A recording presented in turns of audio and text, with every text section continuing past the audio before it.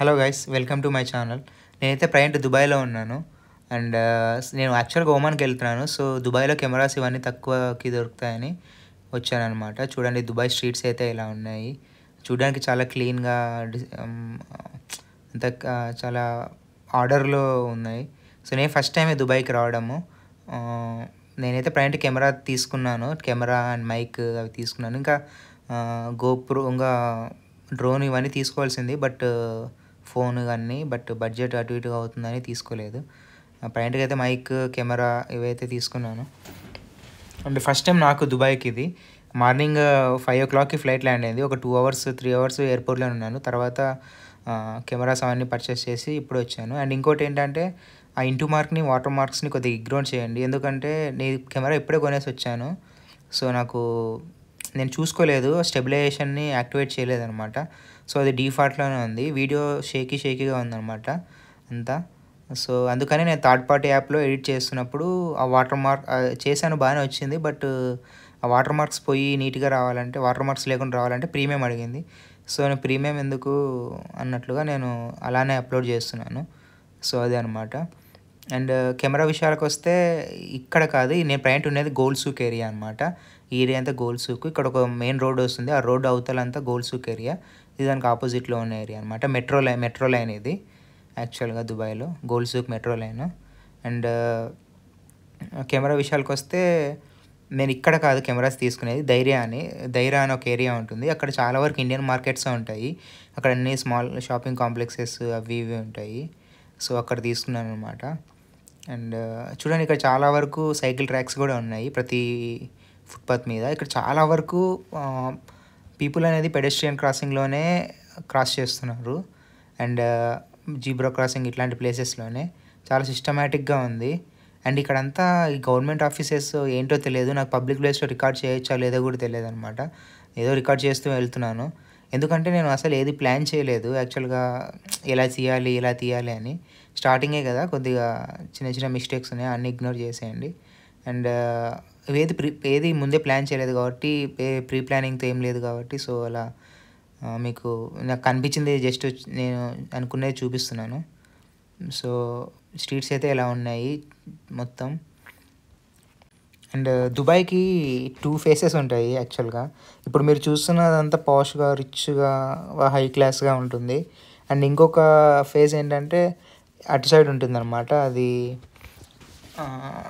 అక్కడ దైరా అని ఇంకా కొన్ని ఏరియాస్ ఉన్నాయి. ఆ ఏరియా పేర్లు సరిగ్గా తెలియదు నాకు. సో ఆ ఏరియాస్లో అయితే మొత్తం స్లమ్ములా కాదు కానీ చిన్న చిన్న షాప్స్లా, సేమ్ మన ఇండియాలో ఎలా ఉంటుందో అలానే ఉంటాయి అన్నీ. అక్కడ మ్యాక్సిమం ఇండియన్, పాకిస్తానీ వీళ్ళ స్టోర్సే ఉంటాయి అన్నమాట. గిఫ్ట్ షాప్స్, లేకుంటే హోటల్స్, ఫుడ్ స్టాల్స్, అండ్ లేకుంటే కెమెరాస్, క్లాతింగ్ స్టోర్స్ అన్నీ ఇలానే ఉంటాయి అన్నమాట.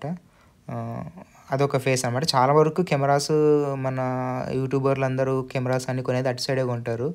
అక్కడైతేనే కొద్దిగా తక్కువకి వస్తాయి అన్నమాట. డ్రోన్స్ కానీ, ఫోన్స్ కానీ అన్నీ కొనేది అక్కడే అనమాట.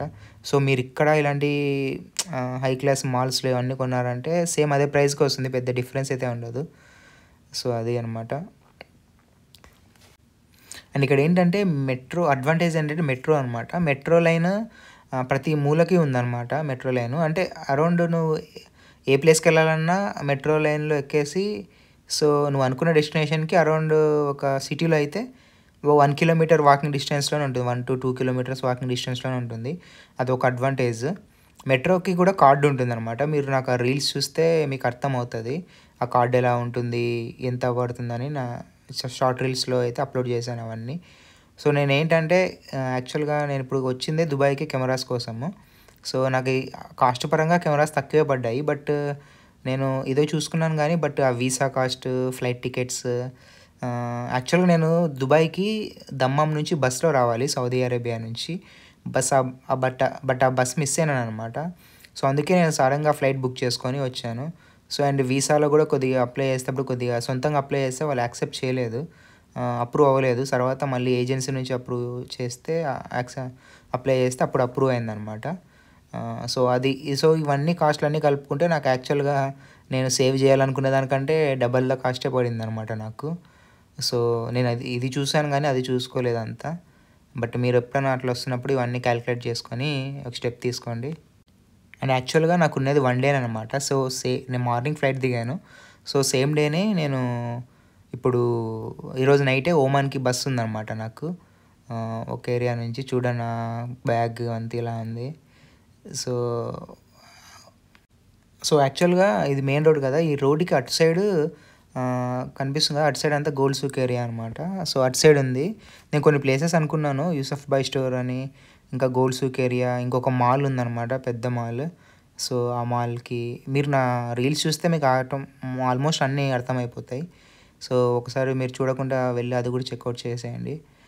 సో ఇక్కడ నేను చెప్పాను ఇందాక అందరూ పెడెస్ట్రియన్ క్రాసింగ్లోనే, జీబ్రా క్రాసింగ్లోనే క్రాస్ చేస్తున్నారు అని. సో నేను ఇక్కడ క్రాస్ చేయొచ్చా, రోడ్ లేదా, ఫైన్ వేస్తారా అనే ఒక డౌట్తో నేను అక్కడ ముందరికి వెళ్తే ఒక రౌండ్ అబౌట్ ఉంది. ఆ రౌండ్ అబౌట్ నుంచి మళ్ళీ అలా తిరుక్కొని మళ్ళీ ఆ రూట్కి వెళ్ళాలి. యాక్చువల్గా వాకింగ్లో అయినా సరే అలానే వెళ్ళాలనుకుంటా. సో అందుకే ఈ రూట్ అంతా వెళ్తున్నాను నేను. అండ్ టెంపరేచర్ కూడా చాలా హైగానే ఉంది. నేను మంచి పీక్ సమ్మర్లో వచ్చాను. ఇది యాక్చువల్గా ఇప్పుడు వీడియో కాదు, ఇది చాలా కొన్ని మంత్స్ ముందు తీసిన వీడియో. బట్ నేను షార్ట్ వీడియోస్ మీద కాన్సన్ట్రేట్ చేస్తుండే. బట్ ఇప్పుడు ఫుల్ వీడియోస్ కూడా అప్లోడ్ చేద్దామని ఒక్కొక్కటిగా ఎడిట్ చేసి అప్లోడ్ చేస్తాను ఇప్పుడు నుంచి. సో ఫైనల్లీ యూసఫ్ బాయ్ స్టోర్కి అయితే వచ్చేసాం అనమాట. ఇది ఇంకో బ్రాంచ్ కూడా ఉందన్నమాట. ఒకసారి అయితే లోపలికి వెళ్ళి చూద్దాము. చూడండి ఏరియా అయితే ఇలా ఉంది.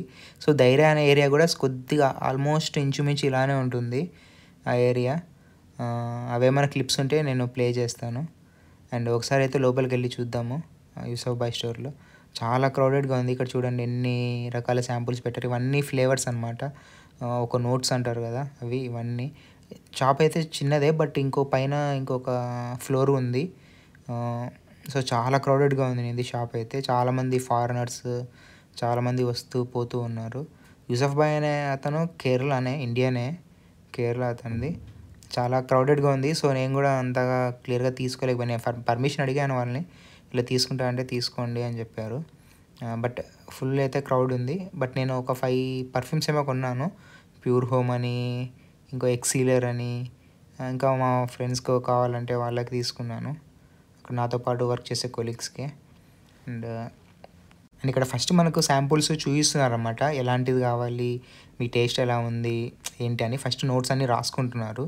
సో అలా రాసుకొని దానికి తగినట్లుగా ఇలా ఉండాలి అని దానికి తగినట్లుగా వాళ్ళు పర్ఫ్యూమ్ వాళ్ళు శాంపుల్స్ చూపిస్తున్నారు. ఇది ట్రై చేయండి అని. పర్లేదు, ఇంత రష్ ఉన్నా కూడా ఓపిక్గానే చూపిస్తున్నారు వాళ్ళైతే. బట్ అండ్ ఇంకోటి మీకు ఏమైనా కావాలంటే వాళ్ళు అక్కడే చేస్తారన్నమాట, అటు సైడ్ ఎడ్జ్లో.